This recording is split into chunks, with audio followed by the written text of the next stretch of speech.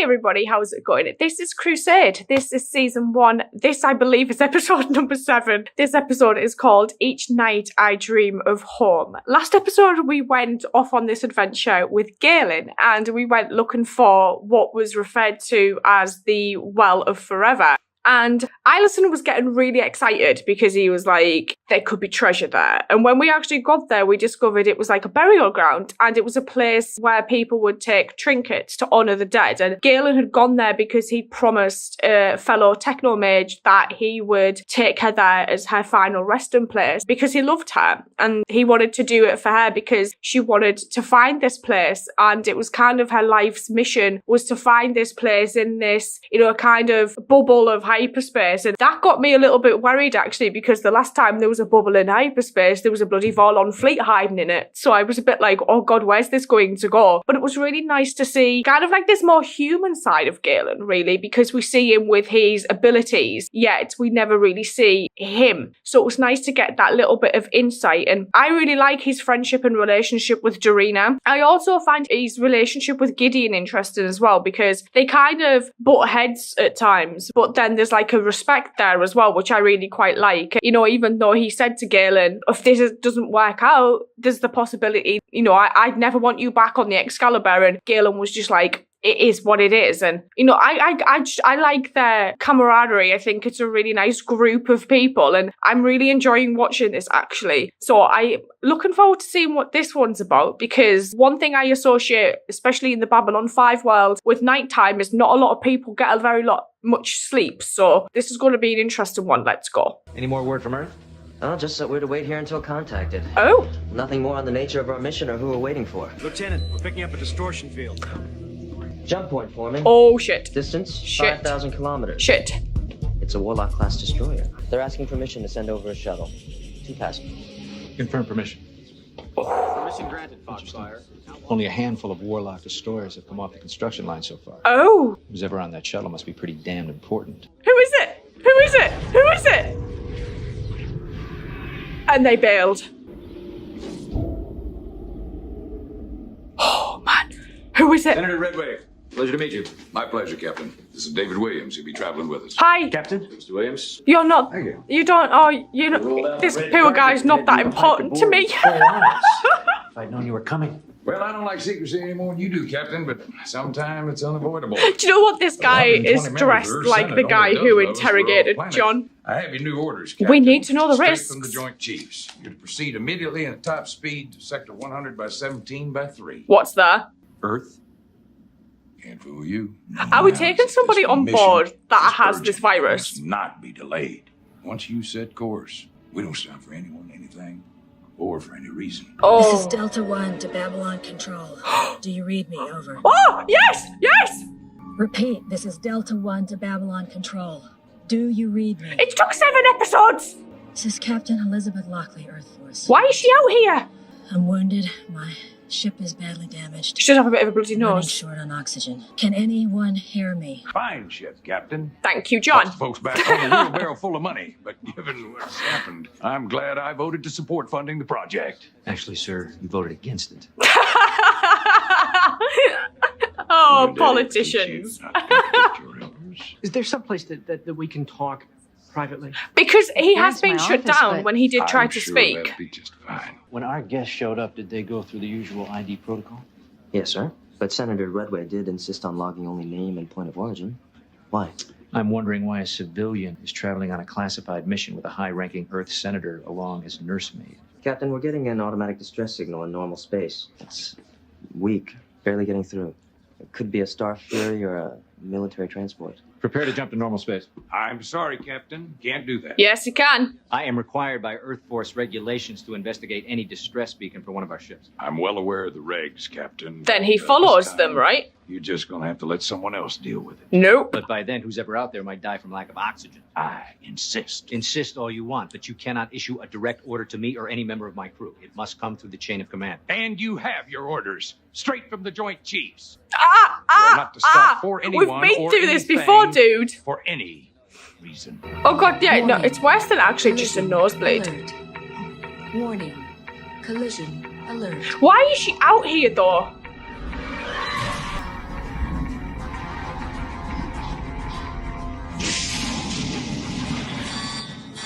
Closing on target. Emergency crew standing by. You shit yourself. Bracing for impact. Oh, jeez. Yeah, move. I'd move.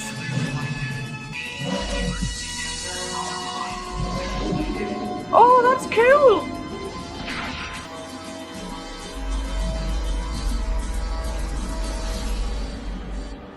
Star Fury captured. Just for the record, Senator. Don't try and make Once upon them a not do time, their I job was at the again. other end of a distress beacon like that, wondering if someone was going to come for me, and I was lucky. Someone did. So I will never turn my back on a distress beacon. Not for you, Oh, not for anyone. was that Galen? Because Galen said a couple of times about Jump to hyperspace, Lieutenant. Aye, sir. helping him. I was still working on the mining colony on Omega-7 when the Drac attacked. But I was due to go home in just a few days. Then you're lucky. If you'd have gone back to Earth a few days earlier, you would have been exposed to the plague. Now, at least no matter what happens, you'll survive. That's the point. See, that's why I need your help. I want you to infect me with the plague. What happened? We'd set a trap for some raiders that had been hitting civilian transports. Again. They say Jesus. there were a hell of a lot more than we expected. How long have I been out? A little over 2 days. You were in pretty bad shape when we found you. Oh. Dr. Chambers felt the best thing was to keep you out until you got past the worst of it. 2 days? I gotta come. She's got a bloody station to run. Not for a while longer, anyway. We've been running silent ever since we started our approach to Sector 100. Earth? Why? I don't even have the full story myself. As soon as I can fill you in, I will. Yes. Approaching the rendezvous point, Captain. But we're on silent, so I'm on my like way. they gotta presume she's dead for like a while, right? Perhaps you'll join me for dinner once you're up and about? That's our package. Senator, standing orders. It's from gotta the be a president person, isn't require it? that any ship trying to leave the quarantine zone be shut down. Like a Already taken person care of, with Captain. the virus, with the plague. The record will show that the shuttle malfunctioned during a test of its automated systems. What? Have the life pod brought aboard. Negative, Senator. That pod is contaminated. I refuse to endanger my crew by letting... I told you there were certain risks involved, Captain. Shit. But we've made sure that those risks are kept at an acceptable limit. I what about trust weapons nothing inside? this guy says. Well, I guess you'll just have to open it up to find out. He 100% voted for Clark, this guy, didn't he? Open a private channel to EarthCom system. We're not allowed, we're meant to be on silent. Unable to comply. Current restrictions. Do not apply to Senator Redway. This better not be Stephen, I'm sorry. If Stephen's come on board and he's got the plague, I'll be fuming. Captain Gideon, Chambers, may I introduce Dr. Stephen Franklin, Shit. head of xenobiological research at Earth Dome. You all right? Yeah, I think so. Is the patient here? David Williams. No, he's in his quarters. Hold on. What do you mean, patient? Captain, before we can stop the virus left behind on Earth by the Drac, we first have to identify it. Now that means tracing a course of infection from I the love how we're moment of going back to contamination Stephen's to see how it little, spreads like, throughout the system. But the virus, once it was released into Earth's bit atmosphere, it information quickly from spread all to of the every air-breathing creature. species he collected Now, on the once inside station. host body, Amazing. The virus mutates quickly, and we can't find it again. We need a baseline study to monitor the transmission of the virus, and the only way to do that Is to infect is to somebody. infect someone. David? David, my God, where are you? I can't even tell you, but I want you to know I am coming home. I am coming home. Shit. I am coming home. Shit. Set course to intercept and notify the fleet. I thought you were supposed to be resting comfortably. Yeah, well, I got tired of being comfortable. You're looking a little pale there yourself, Captain. I just had one of those conversations that makes you want to lie down for about a year. It's, Oh, is she never Yes. going to know that Stephen was here? Sir. Shit. We need to protect Stephen at all costs. How long is this going to take? Dude, it takes as long as it Unknown. takes. Depends on a number of factors. Oh. It's not reproducing, it's Duplicating? compressing like a zip file. Virus is spreading at an impossible rate. It's heading right into the brain, the bone structure, the lymph nodes, the liver, the kidney, everywhere. Knows where it's going. Battle station. But how is that Battle possible? station. Captain to the bridge. How can a virus know where it's going? Because it was programmed It's a to. machine. It's a nanotech virus, like the one you encountered earlier, but a hell of a lot more complex from the look of it. We've lost contact with the fighters.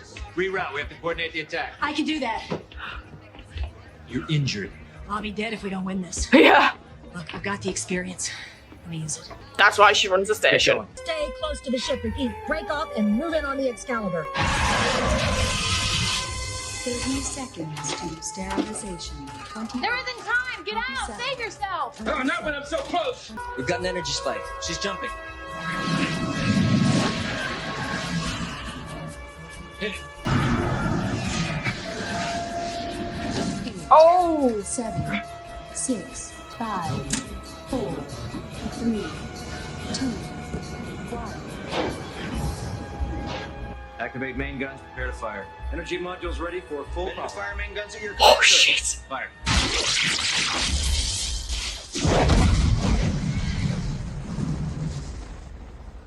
Our first major battle with the Drac, and Sarah missed all the excitement. You know, I noticed you didn't tell David what you told me. That it was his signal home that nearly got us all killed. Didn't seem the right thing to do. They're all set, Doctor. Good luck to you. And to you.